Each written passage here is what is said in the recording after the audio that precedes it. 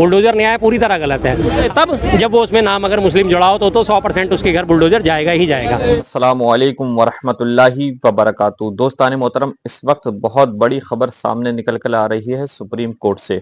मेरे अजीज दोस्तों, supreme court ने बहुत बड़ा फैसला दिया है और पूरे देश के लिए ये फैसला दिया है।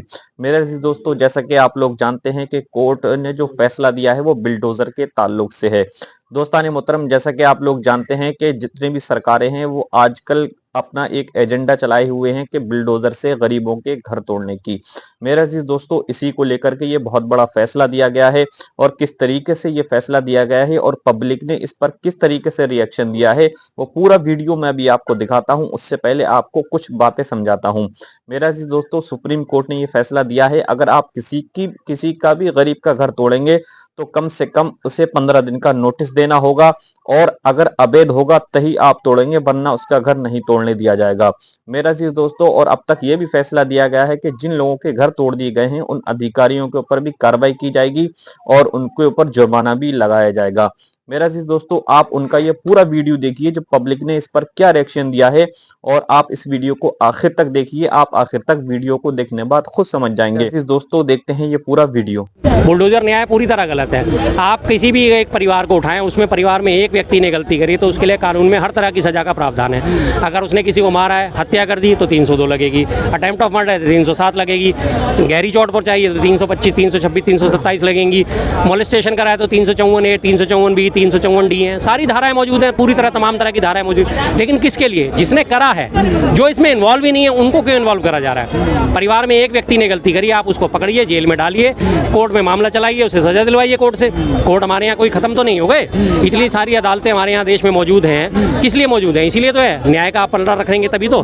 लेकिन होता क्या था, एक परिवार में किसी एक व्यक्ति के ऊपर आरोप लगा, अगले दिन उसका घर सबसे पहले अवैध घोषित होता था। चाहे वो 20 साल से बना हो, चाहे वो 30 साल से, चाहे वो 40 साल से, चाहे वो 50 साल से, अगले दिन ही बुलडोजर उसके घर पे। और खास तौर से तब जब वो उसमें नाम अगर मुस्लिम जुड़ा हो तो 100% उसके घर बुलडोजर जाएगा ही जाएगा। और अगर वो उनके स्वनाम धन्य नहीं है, अगर उनकी जाति से वो मेल नहीं खा रहा तो भी उनके घर बुलडोजर जाएगा। तो ये न्याय प्रणाली बहुत शुरू से गलत है और अगर ये चलती रही तो गलत ही रहेगी। सुप्रीम कोर्ट ने जो कि बुलडोजर वाला निर्णय दिया है और टिप्पणी की है, कैसे देखते हैं इसको? बढ़िया टिप्पणी है जी, लेकिन बस आगे ये देखना है कि ये टिप्पणी सिर्फ टिप्पणी ना रह जाए, ये टिप्पणी हकीकत में बदले। क्योंकि इससे पूर्व में भी सुप्रीम कोर्ट कई बार मौखिक टिप्पणियां तो बहुत कर चुका है लेकिन उन पर अमल नहीं होता। मौखिक टिप्पणियां, मौखिक फटकार बहुत लगा चुका है, लेकिन उन पर अमल होने अगर हो जाए शुरू तो बहुत अच्छी बात है। ये सिर्फ टिप्पणी में ना बदल के रह जाए, ये कानूनी तौर पर और सुप्रीम कोर्ट की गाइडलाइन के अनुसार ही काम चले तो बहुत अच्छी बात है। क्या लग रहा है कि जो ऐसा कुछ हो रहा था सुप्रीम कोर्ट को, ऐसा क्या लगा जिस वजह से उन्होंने इस पर टिप्पणी की और कहा है कि थोड़ा सा कहीं ना कहीं ज़्यादा हो रहा था? देखिए, सुप्रीम कोर्ट को तो मैं साफ कहता हूँ फिर भी नहीं लगा था। अगर सुप्रीम कोर्ट को लगा होता तो सुप्रीम कोर्ट ने सुओ मोटो ले लेना चाहिए था, स्वतः संज्ञान ले लेना चाहिए था। पिछले 2-3 सालों से लगातार यही राजनीति हमारे यहाँ चल रही है, बुलडोजर न्याय, बुलडोजर बुलडोजर बुलडोजर। लेकिन सुप्रीम कोर्ट आराम से बैठा हुआ था। इससे पहले हो सकता है सुप्रीम कोर्ट के ऊपर प्रेशर हो क्योंकि ये पूर्ण बहुमत में सरकार थी। और इस बार मुझे ऐसा कुछ लगता है, महसूस होता है, हो सकता है मेरी अपनी सोच हो कि इस बार इनकी 240 सीट आने की वजह से और बैसाखी सरकार होने की वजह से थोड़ी सी जुडिशरी जो है फ्री हुई है, थोड़े से पत्रकार कुछ लोग फ्री हुए हैं, थोड़े से अखबार फ्री हुए हैं, कुछ मामूली सा बदलाव नजर आ रहा है। कुछ इनके भी ये बैकफुट पे आए हैं। अभी ताजे 4 अगर हम देखें तो चारों के चारों बिल इन्होंने बैकफुट पे आ गए। वक्फ बोर्ड का बिल था उस पर बैकफुट पे आए, उसके बाद जेपीसी गठित करने पर लागू हो गए। 3-4 इनके जो है पीछे लिए इन्होंने अपने मुद्दे।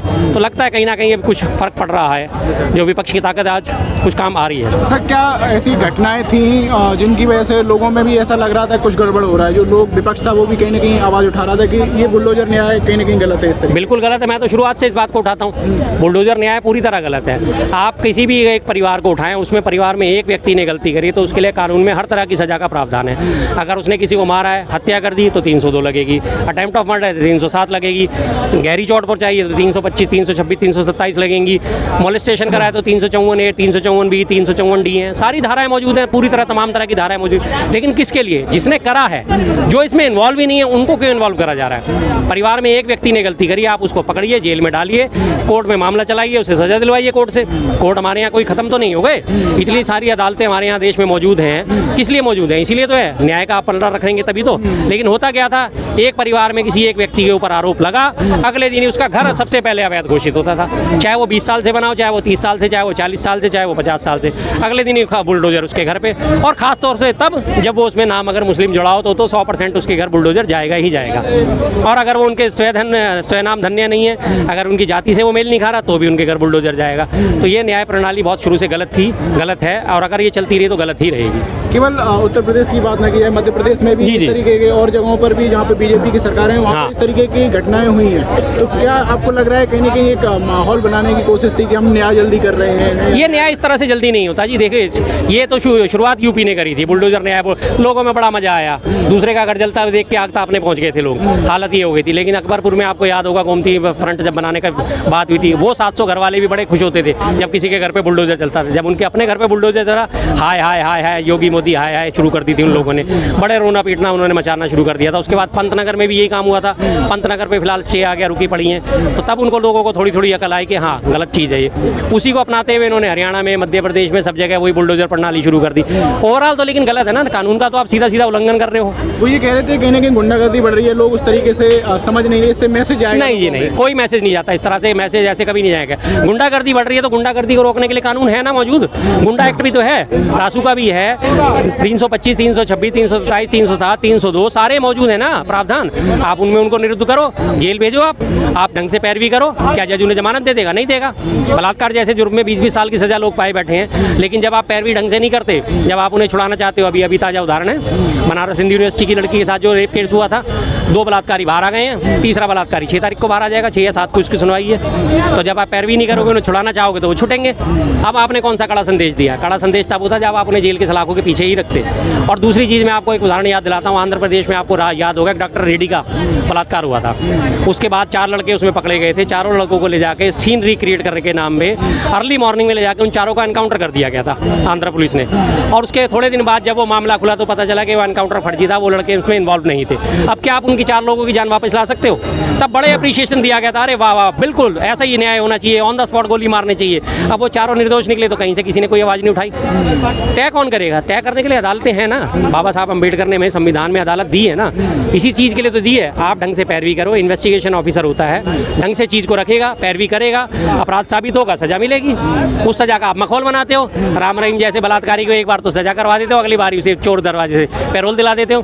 पिछले 4 साल में 7 महीने तो वो जेल से बाहर ही रहा है। फिर आप क्या लागू करना चाहते हो? आप कड़े कानून लागू करना चाहते हो तो उसे जेल के अंदर क्यों नहीं रखा आपने बलात्कारी को? वो इसके पीछे तर्क ये देते हैं कि हम तो अवैध तरीके से जो बने हुए हैं उन पर कार्रवाई करते हैं। ठीक है जी, अवैध तरीके से बना हुआ है, मैं आपकी बात से सहमत हूँ। अवैध तरीके से बनना है, आप बना सकते हो, अपने घर में एक ईंट एक कमरा डाल सकते हो अवैध तरीके से, बिना पुलिस की इन्फॉर्मेशन के या बिना नगर पालिका की परमिशन के डाल सकते हो। सबके रेट बंधे हुए होते हैं। उन्होंने जाहिर सी बात है रिश्वत ली होगी, तो उस वक्त के जो तत्कालीन पुलिस अधिकारी थे उस वक्त के, जिनकी देखरेख में वो बना, और जो नगर पालिका के अधिकारी थे उनके ऊपर भी मुकदमा चलाओ, उन्होंने भी तो रिश्वत खाई होगी। आप पूरा कहीं भी देख लो, सिर्फ दिल्ली नहीं कहीं भी देख लो, आप हर जगह यही कहानी है। बिना नगर पालिका बिना पुलिस के आप, अगर वो लोग भी दोषी हैं उन्हें भी दोषी ठहराओ, फिर कोई दिक्कत नहीं, करो आप सबको एक कटघरे में तो खड़ा करो ना। लेकिन नहीं, वो तो अपनी पैसे ले लेके मौज ले लेते हैं और उसके बाद मारे जाते हैं बेचारे गरीब आदमी। इसका कुछ फर्क पड़ेगा आने वाले चुनावों में सुप्रीम कोर्ट की टिप्पणी का? पढ़ना चाहिए जी, अच्छी बात है। जो समझदार लोग इस चीज़ को समझेंगे, सुप्रीम कोर्ट में थोड़ी सी लोगों का और फेथ आएगा, अच्छी बात है, पढ़ना तो चाहिए। जनता में जागरूकता आएगी, वो समझेंगे इस चीज़ को, ये चीज़ हो रही थी वो गलत हो रही थी। जो समझते हैं गलत हो रही है वो तो कह ही रहे हैं इस बात को कि गलत है तो गलत है, उसमें तो कोई बात नहीं। लेकिन जो इस चीज़ का समर्थन करते हैं उनके लिए तो अभी भी खुश रहेंगे। वो तो भेड़ है, उन भेड़ों को आप डंडा लेके कहीं भी हाँक दो, उन्हें कोई समझ में आने वाली ये चीज़ है नहीं। अभी भी यहाँ BCO लोग मिल जाएंगे, हाँ जी हाँ बुलडोजर तो चलना चाहिए, इन लोगों के ऊपर तो बुलडोजर चलना चाहिए, अभी भी बहुत लोग समर्थन में आ जाएंगे। बात को मैं आपको टोक दूं, बोलिए कि आपको शायद विकास दिखाई नहीं पड़ता है। नहीं, मेरे पास चश्मा नहीं है। चश्मा नहीं है, देखना तो गुजरात चले जाओ, गुजरात चले जाओ, देख लो कितने 5 स्टार, वो मतलब जापान से भी आगे निकल गया गुजरात।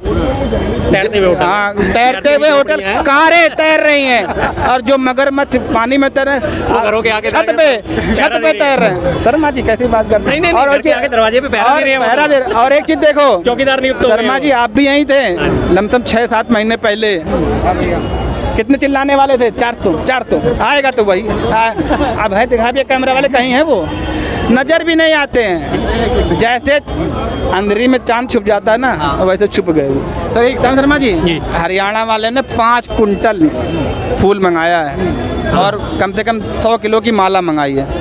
वो कह रहे हैं हम मोस्ट वेलकम करना चाहते हैं कंगना रनावत को। लेकिन आप लोग से अनुरोध है मेरे भाई, जितने लोग सुन रहे हो देख रहे हो, कंगना रनावत जी से मैं हाथ जोड़ के विनती करता हूँ कि भारतीय जनता पार्टी का प्रचार करने के लिए, उन्हें जिताने के लिए हरियाणा में जरूर आए। और भारतीय जनता दोस्तान मोहतरम, जैसा कि आपने ये वीडियो देखी, वीडियो देखकर आप समझ गए होंगे कि किस तरीके का ये फैसला आया है और मुसलमानों में कितनी बड़ी खुशी की बात है, क्योंकि ज्यादातर जो घर तोड़े गए वो मुसलमानों के, गरीबों के तोड़े गए। मेरा अजीज दोस्तों, उम्मीद है कि आप ये वीडियो देखकर समझ गए होंगे। मिलते हैं इंशाल्लाह आने वाले अपडेट के साथ। अस्सलामु अलैकुम वरहमतुल्लाहि वबरकातुहू।